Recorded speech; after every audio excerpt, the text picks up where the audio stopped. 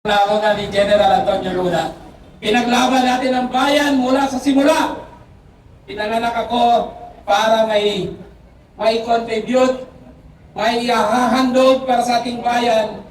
At ako ay galing Mindanao, pinanganak sa isla ng Basilan, lumaki ng Zamboanga, at naninirahan sa Metro Manila for the last 16 years. Nung umupo ang ating presidente, Rodrigo Roa Duterte, ako ay binigyan ng trust and confidence to be one of the commissioners of the Presidential Anti-Corruption Commission. Lumaban kami laban sa korupsyon. Pero ang nangyari ngayon, matapos ang 6 na taon na pakikibaka sa korupsyon, sinayang lamang ng Administrasyong Marcos Jr. And ang masaklap pa dito, nasangkot o isinasangkot ni Mandarambong Elizaldico ang Pangulong Marcos Jr. at kanyang pamilya at mga kongresista at senador. Nasayang po ang efforts ng PACC dahil sa unang araw ng kanyang panunungkulan, tinanggal niya, inabolish, inabrogate ang Executive Order number 43 at tinanggal ang Presidential Anti-Corruption Commission. Kasama doon ang 13,000 cases of complaints against corrupt officials. Ang question ko ngayon kay President Marcos Jr., ano na ang action mo sa 13,000 anti-corruption complaints na napunta sa Office of the President? Pinasura mo ba ang mga complaints na ito? Saan ang aksyon ng Administrasyong Marcos sa 13,000 complaints ng mamayang Pilipino laban sa mga buhayan ng ating gobyerno? Kung wala kang aksyon, tinake yan. Isang pananagutan yan because you have the duty to faithfully execute the law. Ngayon dito, sa usapin ng korupsyon, may pananagutan ang Pangulong Marcos Jr. kahit hindi pa natin isali ang akusasyon ni Saldico. Bakit? Siya ang pumirma ng 2023, 2024 at 2025 National Budget or GAAs na hindi man lang binibito ang irregular, humongous budget insertions na nakakahalaga ng 1.5 trillion pesos. Ito ay nilustay dahil kinuha nilang kickbacks dito sa 1.5 trillion pesos. Yan po ang pananagutan ni President Marcos dahil hindi niya binito yung atong budget.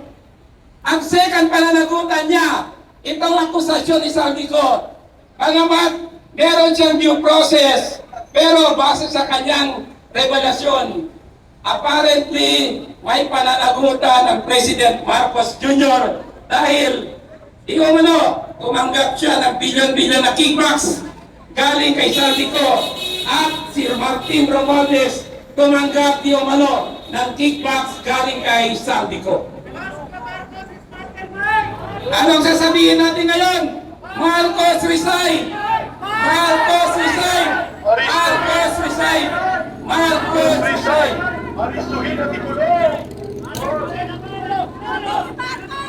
Ipakulong lahat ng mga sangkot sa pandarambong.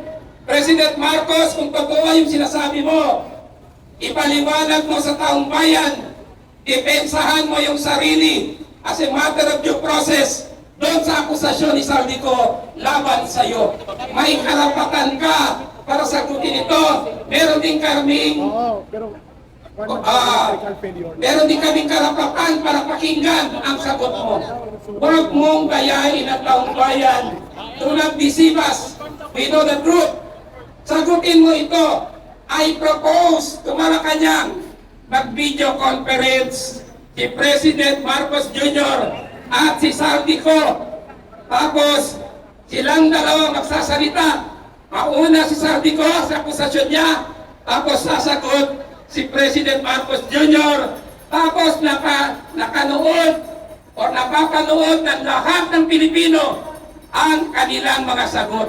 Pagkatapos noon, hahatulan natin sila. Ha? Hindi na pwede yung sabihin mong propaganda lang ito, kasinungalingan, or AI. Sagutin mo ng diretso kung totoo ang sinasabi ni Saldico kasi may detalye siya, may resibo siya, may ebidensya siya, at meron siyang mga sinasabing mga mali-malitang pera at video ng mali-malitang pera. Hindi mo pwede sabihin yan na kasinungalingan yan. Sagutin mo diretso yan, President Marcos, because the whole nation watches. Kailangan mayroong video conferencing kayong dalawa para mapanagot ang dapat managot. Kung mananalo ka kay Saldico sa video conference at sasabihin ng 115 million Filipinos na acquitted ka, so be it, that's justice. Pero pag lumabas na guilty ka, magpakulong ka sa sarili mo. Ipakulong mo yung sarili mo. Ipakulong! Susuko ka na! Marcos resign! Marcos resign! Marcos resign! Ayos! Marcos resign! Attorney Manny, may panawagan pa daw para mas marinig ni Marcos. Ito ang panawagan ngayon sa kanya. Marcos, sumoko ka na! With feeling. Marcos, sumoko ka na! Kasama natin dito sa rally sa EDSA Shrine ang Sara Roby Colandia na sumusuporta sa Marcos resign call nating mga kababayan. Kasama ko si Tommy Lee at ang kanyang mga delegasyon. Mabuhay ang Bicolandia! Mabuhay ang sambayan ng Pilipino! Marcos alis dyan! Marcos resign! Ibo, parehas tayo kompanyero, parehas tayo abogado ni Bali, si Secretary Remulla, hindi siya abogado. Parehas tayong brothers-in-law. Huwag mo naman takutin ang taong bayan that just because they are calling for withdrawal of support or resignation, kayang-kaya mong kasuhan ng inciting to sedition. Subukan mo, hindi yan inciting to sedition. I've been in practice for 30 years. Walang ganong krimen. So I challenge Secretary Gibo, mag-resign ka. Kung hindi mo kayang gampanan ang inyong tungkulin at protektahan ang sambayan ng Pilipino. Huwag mo kaming takutin sa batas. Alam namin ang batas, hindi kami tanga. Secretary Gibo, tumigil ka kung hindi mo alam ang batas. I know that you are acting to protect your president. Pero hindi yan tama because as a lawyer, you know the law.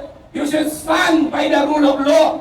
Kampihan mong kautang bayan, hindi ang mga buhaya at magnanakaw ng gobyerno. Maraming salamat mga kababayan!